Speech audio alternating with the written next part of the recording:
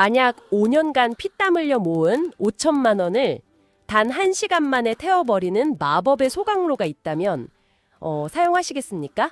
하하, 그거 아주 강렬한 질문이네요. 이 기계가 정확히 60분 동안 아주 화려한 불빛을 뿜어내고요.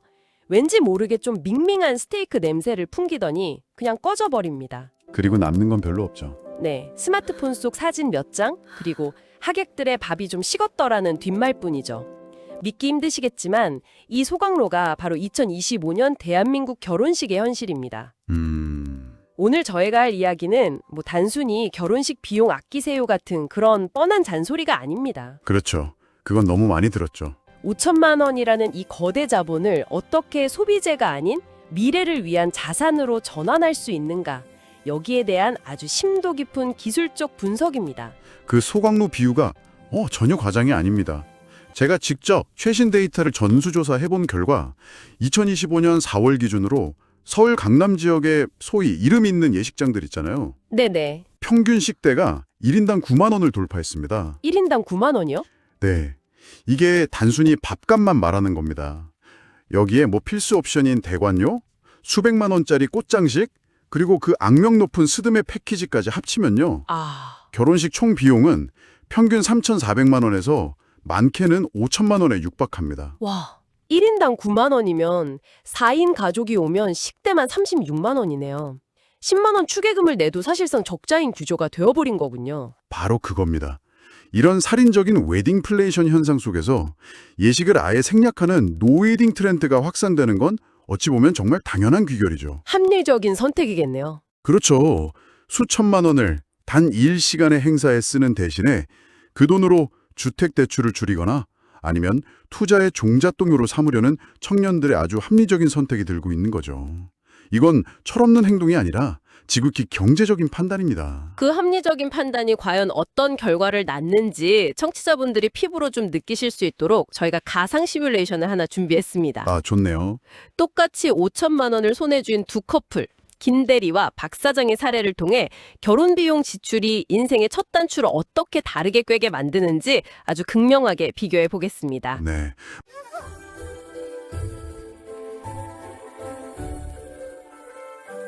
먼저 그래도 남들만큼은 해야지라는 생각으로 결혼을 준비한 32살 대기업 직장인 김대리의 이야기부터 시작해보죠. 네. 이 김대리는 정말 성실하게 적금을 부어서 5천만 원을 모았어요. 그리고 결혼을 결심하고 부푼 마음으로 강남의 한 예식장을 찾았습니다. 그렇죠. 처음엔 설레죠. 상담실장이 아주 익숙하다는 듯이 이렇게 말합니다. 신랑님, 4월은 성수기라 식대가 8만 5천 원이 기본이고요. 보증 인원은 최소 300명으로 잡아주셔야 합니다. 잠깐만요. 계산만 해봐도 8만 5천 원 곱하기 300명이면 이게 얼마죠? 2,550만 원이네요? 네, 밥값으로만요. 밥값으로만요. 와. 네, 시작부터 모은 돈의 절반이 그냥 사라지는 겁니다. 상담실장은 이어서 말하죠. 저희 홀은 생화장식이 필수 옵션이라 500만 원이 추가되세요. 필수 옵션. 여기서부터 김대리의 표정은 굳어지기 시작합니다. 하지만 이미 예식장을 둘러보면서 부풀었던 예비 신부의 기대를 저버릴 수가 없는 거죠.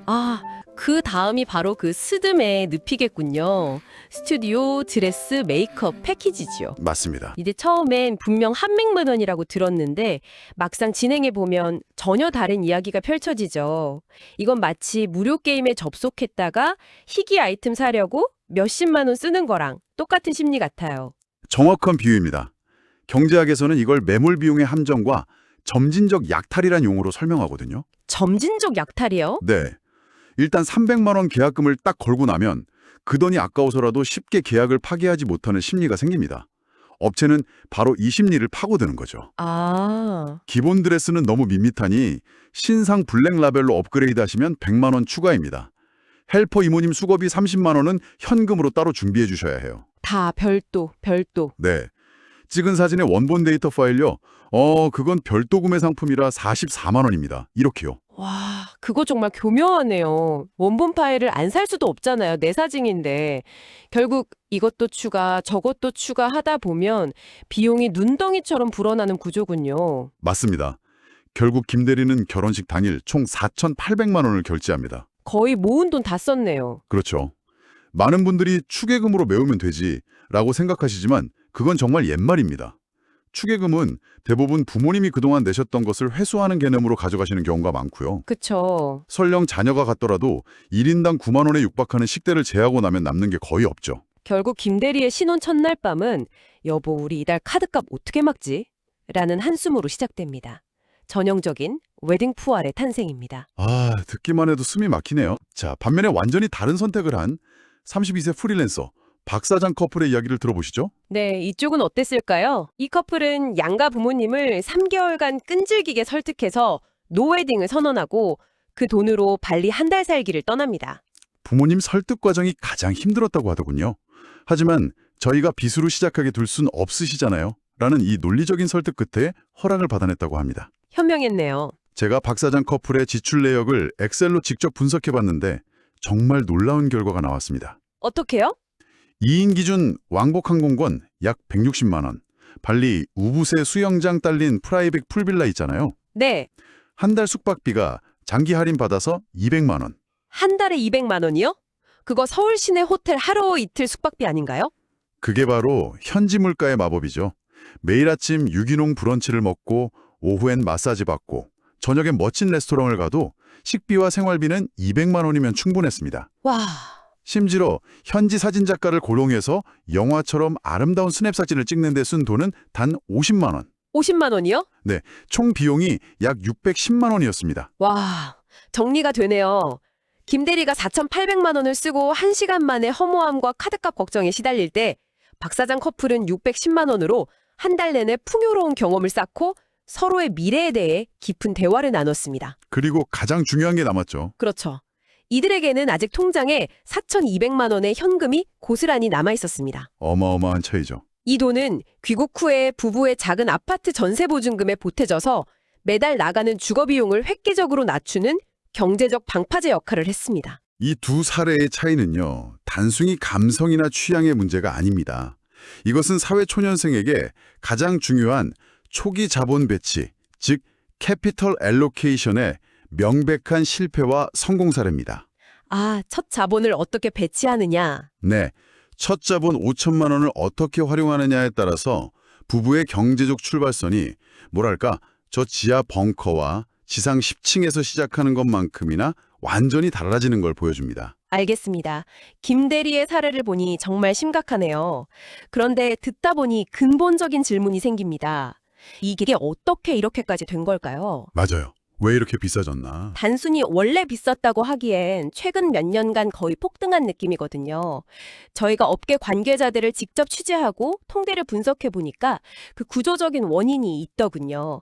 그 세 가지 핵심 원인을 현미경처럼 들여다보겠습니다. 좋습니다. 첫 번째 원인은 중간의 소멸입니다. 중간에 소멸이요? 네, 코로나19 팬데믹을 거치면서 가격이 합리적이고 개성 있었던 동네의 중소형 예식장들이 경영난으로 대거 폐업했습니다. 이제 시장은 초고가의 호텔급 프리미엄 웨딩홀과 예약이 하늘의 별 따기인 구청강당 같은 공공 예식장으로 완전하게 양극화되었어요. 아, 소비자들이 선택할 수 있는 합리적인 가격대의 중간 옵션이 그냥 징발해버린 겁니다. 그러니까 선택지가 최고급 아니면 최저가 둘 뿐이니 중간 정도의 예산을 가진 대부분의 예비 부부들은 울며 겨자 먹기로 비싼 곳을 택할 수밖에 없는 구조가 된 거군요. 바로 그겁니다. 공급이 부족해지니 배짱 장사가 가능해지는 거죠. 하기 싫으면 마세요, 이거죠. 맞습니다. 4월은 이미 예약 마감이고요. 내년 4월로 알아보셔야 해요. 하기 싫으면 마세요. 뒤에 대기자 100팀 있습니다. 이것이 2025년 웨딩홀의 실제 태도입니다. 세상에. 강남 예식장의 식대가 9만 원까지 치솟은 것은 식자재 원가 상승 때문만이 아니에요. 예비 부부에게 선택권이 없다는 것을 공급자들이 너무나 잘 알고 있기 때문이죠. 수요와 공급의 원칙이 철저하게 공급자 우위로 재편된 시장입니다. 그렇군요. 두 번째 원인은 아까 잠시 언급됐던 그 악명 높은 스드메의 추가금 구조.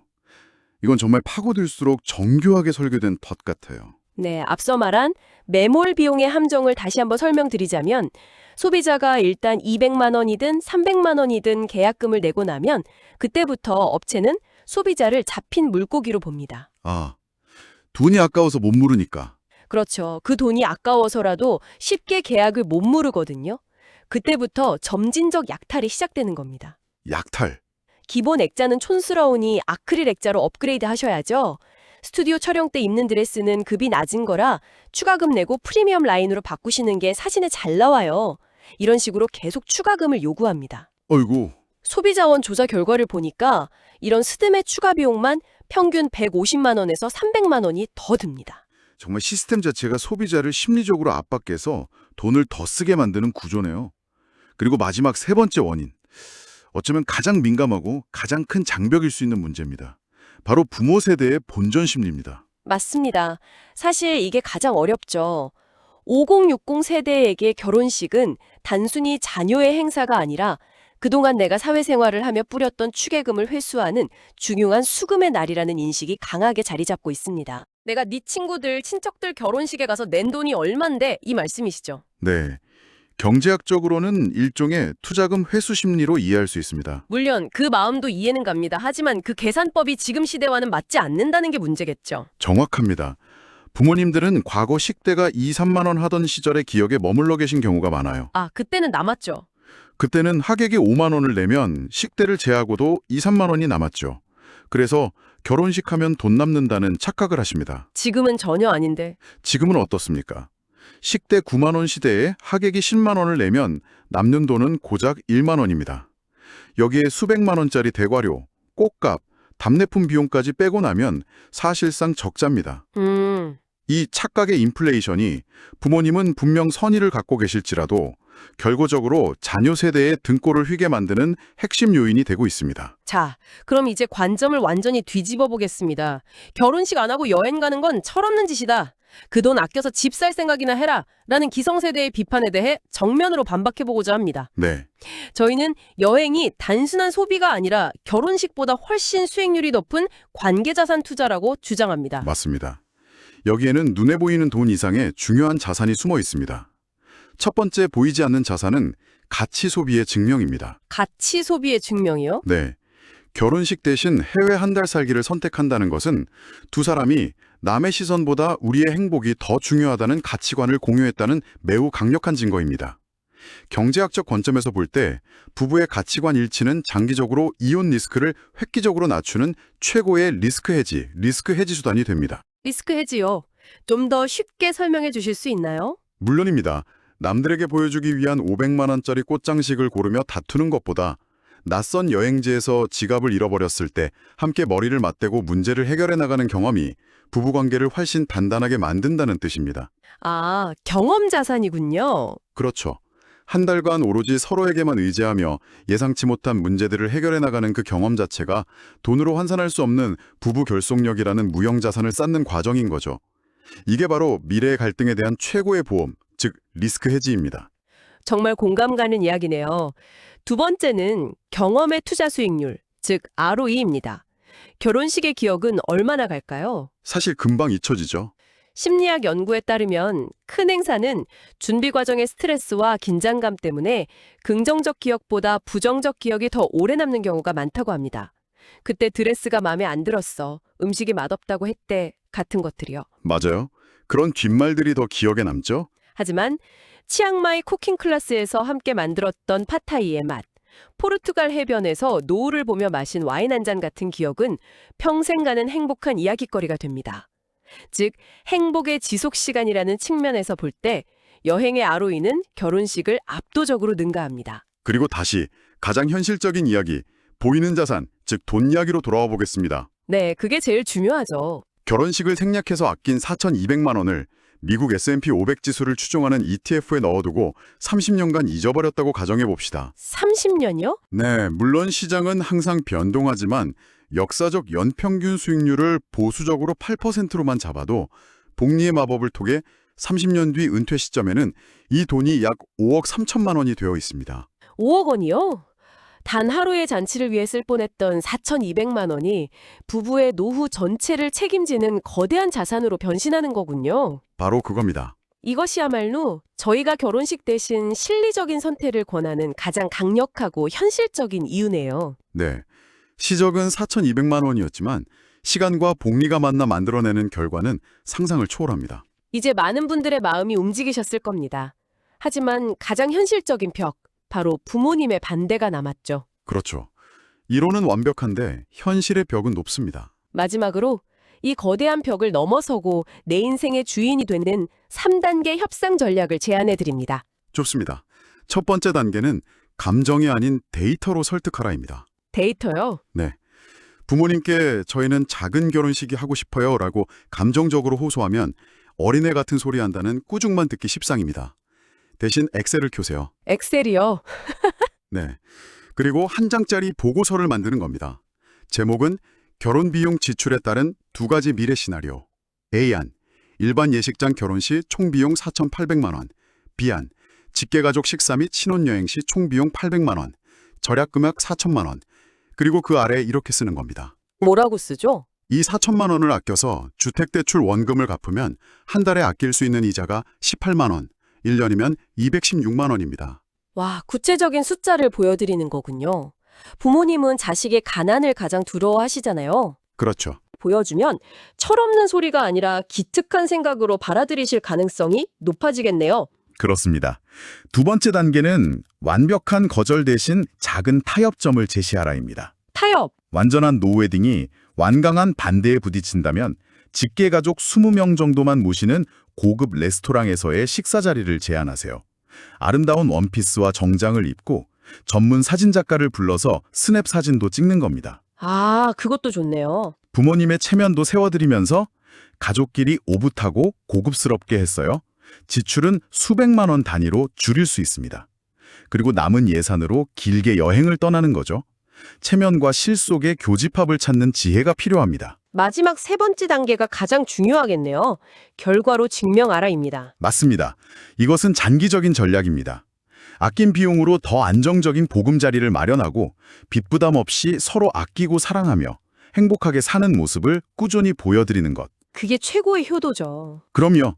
자녀가 경제적으로 자립해서 행복하게 사는 모습보다 더 큰 효도는 없습니다. 처음에는 서운해하셨던 부모님도 시간이 지나면 그때 너희들 결정이 정말 현명했다고 인정하시게 될 겁니다. 결국 여러분의 선택이 옳았음을 삶으로 증명해내는 것이 가장 확실한 설득 방법입니다. 오늘 긴 시간 동안 결혼의 경제학에 대해 깊이 파고들어 봤습니다.